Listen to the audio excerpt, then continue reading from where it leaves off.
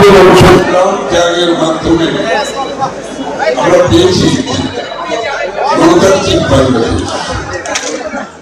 আবারও সেই গণতন্ত্র বাংলাদেশের মানুষের মালিকানা রাজনৈতিক গণতান্ত্রিক সাংবিধানিক অধিকার কেড়ে নিয়েছে আরেকজন স্বৈরাচার, আরেকজন ফ্যাসিস্ট। যেখান থেকে আমরা মুক্ত হয়েছি আমাদের প্রিয় নেতা তারেক রহমানের নেতৃত্বে। এখানে একটি কথা বলা প্রয়োজন, যেই সমস্ত নেতৃত্ব বিশ্বে সাহসের সাথে, ধৈর্যের সাথে, সংগ্রামের মাধ্যমে, মেধার মাধ্যমে একটি জাতিকে উদ্বুদ্ধ করতে পেরেছে, একটি জাতিকে মুক্ত করতে পেরেছে, তাদের সাময়িক সমস্যা হলেও তারাই কিন্তু জনগণের সবচেয়ে প্রিয় নেতা হিসেবে আবির্ভাব হতে থাকে।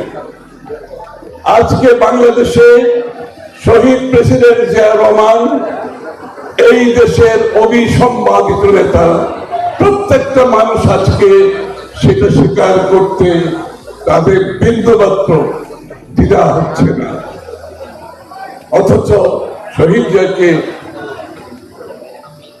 কন্ট্রোভার্সিয়াল করার জন্য অনেক কিছু করা হয়েছে। দিনের শেষে শহীদ জিয়া সবার উপরে আজকে। পরবর্তীতে দেশনেত্রী বেগম খালেদা জিয়ার ত্যাগ, আত্মত্যাগ, আন্দোলন, সাহস, মেধার মাধ্যমে স্বৈরাচার পতনের পরে বেগম খালেদা জিয়াকেও কলঙ্কিত করার জন্য অনেক কিছু করা হয়েছে, অনেক কিছু বলা হয়েছে। আজকে বাংলাদেশের সবচেয়ে প্রিয় নেত্রী হচ্ছে বেগম খালেদা জিয়া।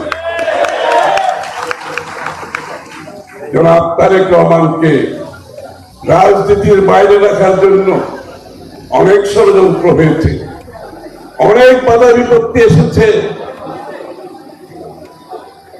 তার নামকে কলঙ্কিত করার জন্য অনেক অসত্য কথা রাজনীতির বাজারে এনেছিল।